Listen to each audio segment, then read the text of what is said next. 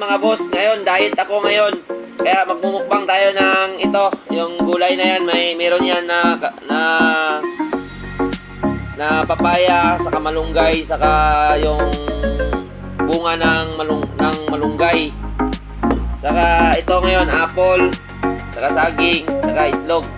Diet muna tayo ngayon mga boss kasi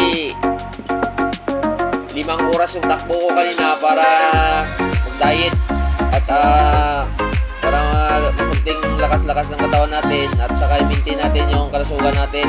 Kaya minsan magmukbang tayo ng maganda, mga ano-ano yung mukbang, kung minsan mag-diet din tayo at kailangan natin may exercise. Kaya minsan yung mga upload ko dyan, mayroong nag-exercise o halo na yon.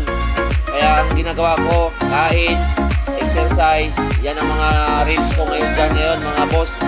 Maraming salamat mga boss at